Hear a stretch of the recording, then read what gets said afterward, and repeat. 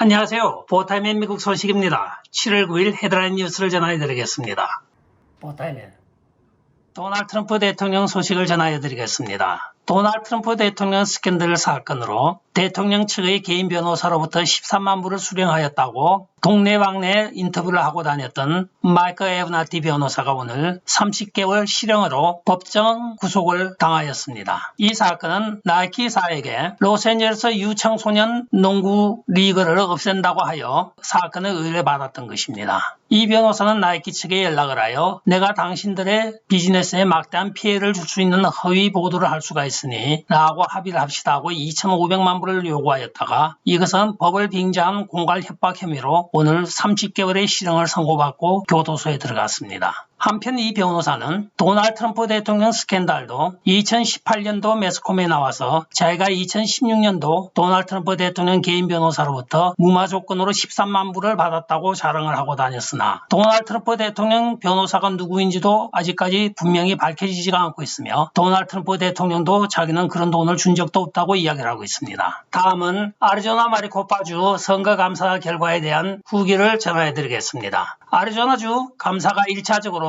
서면 감사는 다 끝나서 지금 포렌식 감사를 남겨놓고 있는 시점에서 오늘 이 시간까지 마리코파 카운티의 선거 관련 선거인단들이 비밀번호와 또 라우트 그리고 모든 자료를 아직까지 내어놓지 않고 있습니다. 여기에 대하여 지금 게이웨이 펀디드에서는 원룸이라는 스티브 베넌과의 대담에서 다음과 같이 이야기를 하고 있습니다. 우리가 일반적으로 은행이 감사를 받을 때는 은행 문을 잠그고 모든 패스워드를 내놓으라고 하고 모든 웹사이트를 다 설치를 합니다. 거기서 부정적인 것을 지우거나 또는 변조한 것이 있으면 그 사람들은 그 자리에서 수갑을 채워서 체포하여 제일에 넣는 것이 정상인데 은행보다 훨씬 엄격하게 적용되어야 할 카운티 대선에 대하여 이들이 이런 만행을 저지르고 있는데 아직까지 가만히 있는 DOJ는 뭐하는 존재인지 모르겠다고 하면서 비난을 하고 있습니다. 벌써 이들은 가도 제일에 수십 번은 벌써 들어가야 될 사람들인데 오늘까지도 아직까지 패스워드와 라우트 관련 모든 자료를 하나도 내어놓지 않고 있다고 전해지고 있습니다. 그들이 진정으로 말하는 것은 과연 무엇일까요? 다음은 낸시 펠로시 소식입니다. 낸시 펠로시 남편인 폴 펠로시가 아마존 주식을 100만 불어치를 6주 전에 샀다고 오늘 전해지고 있습니다. 아마존이 오늘 최고 상한가를 치고 있습니다. 그 이유는 바로 제다이 클라우드 서비스라고 하여 2017년도부터 아마존과 마이크로소프트가 국방부를 가운데 두고 법적 공방을 해오고 있던 사건이 있습니다. 맨 처음에는 아마존이 땄으나 도널드 트럼프 대통령이 독과점 업체에만 너무 몰아주는 것이 아니냐고 한마디 해서 국방부에서 자체 조사를 한 결과 너무 일방적이다 하여 마이크로소프트에다가 일부를 주었으나 아마존이 이에 반발을 하였던 사건입니다. 마이크로소프트가 지난번에 보도하여 드렸던 바와 같이 이것을 독점 계약권을 따낸 것입니다. 6억 달러였죠. 그런데 여기에 대하여 제프 베이조스 아마존 회장이 다시 이의를 제기하여 지금 양사 간에 제다이를 두고 서로 법적으로 공방이 오고 가고 있습니다. 그런데 국방부가 갑자기 아마존에 이번에는 독점 계약을 주겠다고 느닷없이 발표를 하는 통에 아마존 주가가 지금 천정부지로 치솟아 오른 것입니다. 그런데 펠로시의 남편인 폴은 얼마나 예지력이 뛰어난지 6주 전에 벌써 이런 사실을 알고 아마존 주식을 100만 불이나 몰빵을 하였다고 합니다. 기자들이 여기에 대하여 낸시 펠로시에게 물어보자 낸시 펠로시 말이 아주 걸작입니다. 나는 주식이 어떻게 생겼는지도 모르고 우리 남편도 주식할지 몰라요. 주식이 어떻게 생겼는지도 모르고 주식을 할지도 모르는 부부가 어떻게 100만 불어치를 사고 또 그 100만 불은 어디서 났겠습니까? 오늘 브라이트바트에서 밝힌 소식에 의하면 주식을 할지 모른다고 하는 사람들이 어떻게 아마존의 콜옵션까지 알고 콜옵션으로 샀는지도 의심이 가고 있습니다. 콜옵션으로 샀다고 하는데 일반 주식하는 사람들도 콜옵션은 상당히 좀 어려워하는 거래 방법입니다. 주식을 모르는 사람이 콜옵션으로 샀다고 하는데 그냥 받은 것 같습니다. 오늘 뉴욕타임즈 보도에 의하면 마크 주크버그 페이스북 CEO와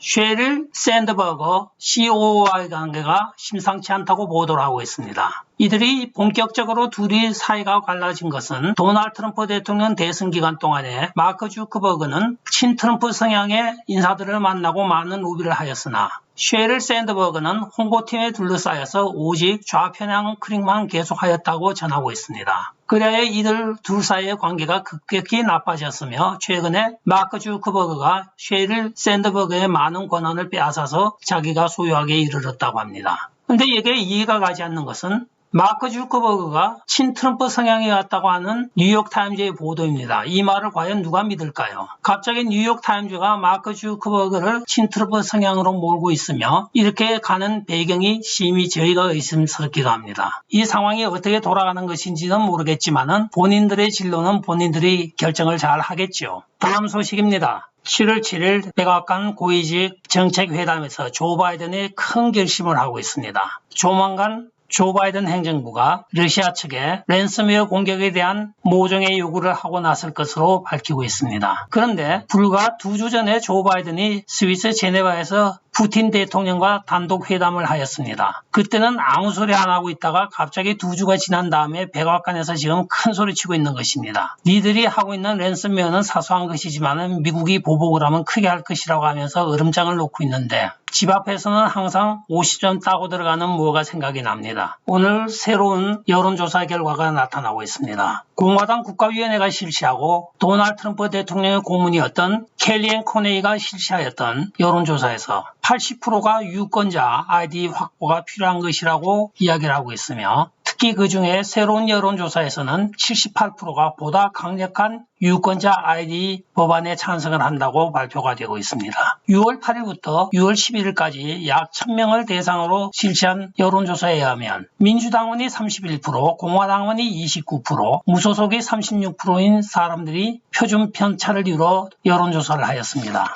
이 여론조사에서 또한 재미난 것은 사망하거나 이전 거주지에서 더 이상 등록을 하지 않은 유권자들은 유권자 명부에서 제외시켜야 된다고 하는 것이고 이것이 89%를 나타내고 있습니다.